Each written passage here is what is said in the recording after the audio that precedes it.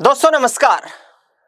370 रुपए की बिरयानी, यह मुद्दा पिछले कुछ दिनों से लगातार सोशल मीडिया पर जमकर वायरल हो रहा है। 370 रुपए की बिरयानी को लेकर के तरह तरह के मीम्स बन रहे हैं। लेकिन आखिरकार ये 370 रुपए की बिरयानी का मुद्दा क्या महिलाओं के प्रति कुंठित सोच का भी एक उदाहरण है? आखिर क्या वाकई ऐसा है कि स्टैंड अप कॉमेडी या गपशप के माध्यम से और इस तरीके से कोई टारगेटेड निशाना बनाया जाए एक वर्ग को? आज इसी पर नजर डालते हैं। एक स्टैंड अप कॉमेडी शो में ऑडियंस में बैठा एक 22 साल का लड़का हिमांशु जांगड़ा माइक थामे हुए अपनी एक डेट का किस्सा सुना रहा था। उसने 370 की चिकन बिरयानी खिलाई। फिर उसने कहा, मैंने 370 रुपए लगाए हैं तो उसे वसूल तो करूंगा ही। उसने बताया कि जब लड़की ने घर जाने को कहा तो उसने अपने खर्च के बदले शारीरिक फायदा उठाने की कोशिश की और गर्दन पकड़कर उस लड़की से जबरदस्ती किस करने लगा। सुनकर कॉमेडियन प्रणीत मोरे समेत पूरा हॉल ठहाके लगा रहा था। क्या ये हमारे समाज में रोजमर्रा में बसी उस कैजुअल सेक्सिज्म की एक झलक है जो चुटकुलों, तानों, नॉर्मल बातों के पीछे छिपकर लड़कियों की गरिमा को रोज सस्ता कर रही है? आइए इस एक्सप्लेनर में हम समझते हैं कि कैजुअल सेक्सिज्म क्या है, यह कैसे काम करता है और क्यों साइलेंट किलर बन गया है। सबसे पहले जानते हैं कि कैजुअल सेक्सिज्म आखिरकार है क्या।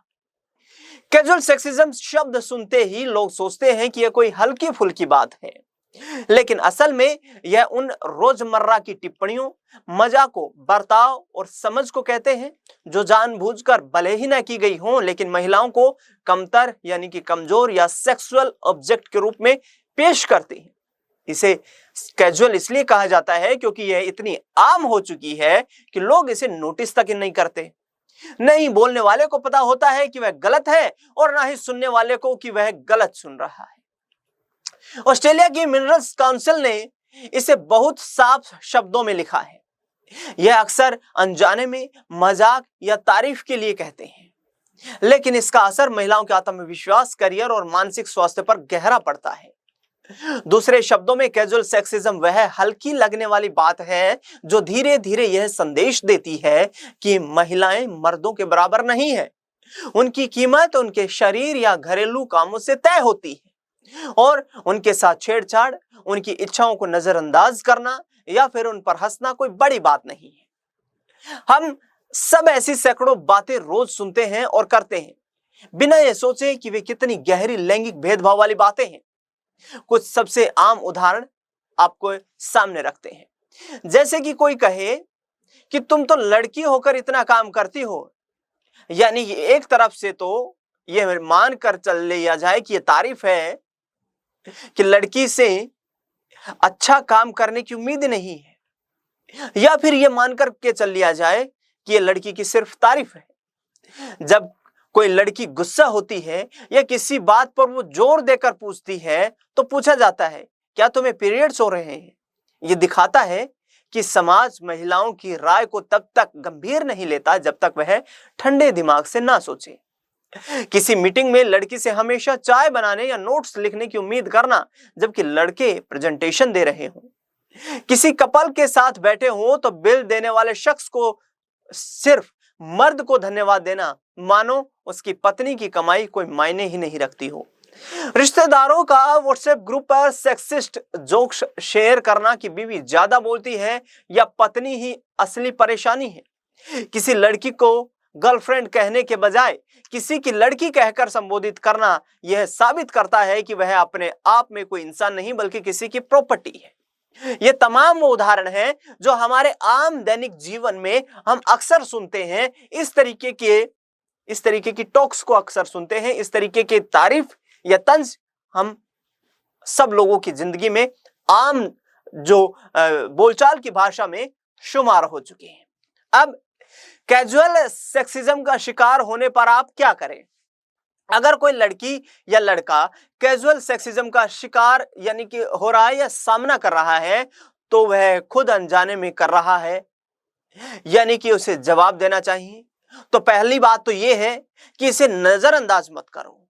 अक्सर लोग कहते हैं इग्नोर करो तो बात बढ़ेगी नहीं, लेकिन इग्नोर करने से समस्या का हल नहीं होता। एक बेहतर तरीका है कि शांति से पूछो, आपने ये क्यों कहा? क्या आपको लगता है कि लड़कियों के लिए ये ठीक है? यह मजाक था, इसे चैलेंज भी करो। जब कोई कहे मजाक था तो इतना मत लो, उसे जवाब दो। और मजाक में हम किसी के दर्द का मजाक नहीं उड़ा सकते। आखिरकार क्या आप किसी गरीब को उसकी गरीबी पर मजाक सुनाएंगे या नहीं, यह भी सवाल है। आसपास की जुबान बदलनी चाहिए।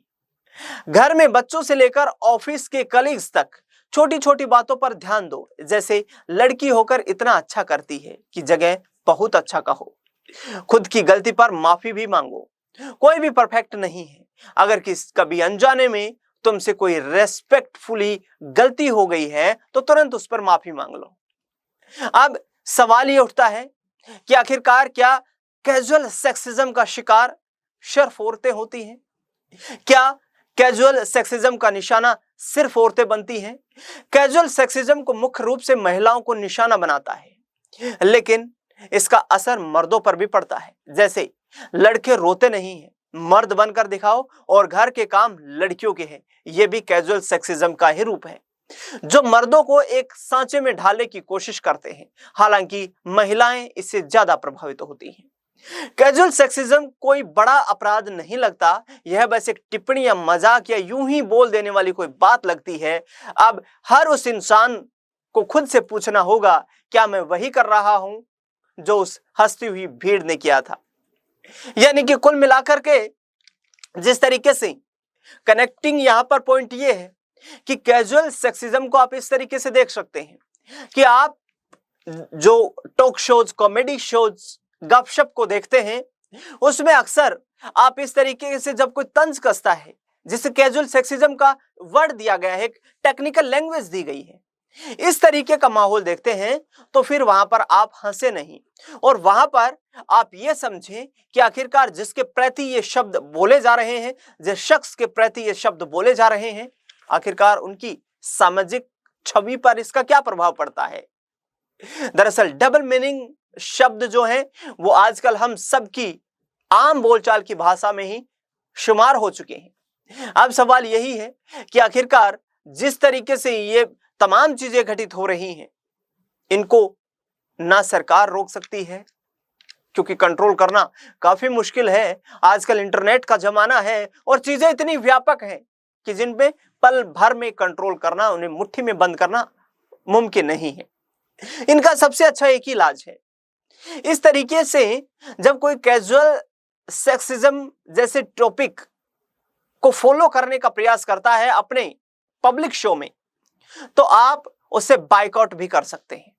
यानी कि जब आप उस तरीके का कंटेंट नहीं देखेंगे सोशल मीडिया या फैमिली के साथ में, तो फिर अपने आप ही उस व्यक्ति का मनोबल डाउन हो जाएगा जो इस तरीके के शोज में आकर बकवास के अलावा कुछ नहीं करते हैं। ध्यान दीजिए इस बात को लेकर के, क्या इस तरीके के स्टैंड अप कॉमेडी शोज क्या आपकी किसी नॉलेज को गैदरिंग करने में मदद कर रहे हैं? क्या आपकी नॉलेज में कोई बढ़ोतरी हो रही है? क्या आपके कोई काम की वो चीज है, या फिर हंसी ठहाके लगाने का ही माध्यम है? और यदि हंसी ठहाके लगाने के लिए भी आपको कॉमेडी शोज देखना पसंद है, तो कुछ अच्छे शोज देखिए जिसमें मस्ती मजाक भी हो और जिसमें इस तरीके की चीजें जो है वो शामिल ना हो, जो कि समाज को की मानसिकता को ही कुंठित करते हुए नजर आती हैं। इस तरीके की कुंठित मानसिकता के लोग जब इनके व्यूज और इनके फॉलोअर्स देखते हैं, तो फिर वो भी उसी रास्ते पर चलना शुरू कर देते हैं, जो हमारे देश के लिए, हमारी यूथ पीढ़ी के लिए बहुत खतरनाक है। इस खास रिपोर्ट को लेकर के आपकी क्या राय प्रतिक्रिया है, कमेंट बॉक्स में जरूर बताएं। देश दुनिया से जुड़ी बड़ी खबरों के लिए बने रहे लगातार हमारे साथ। धन्यवाद।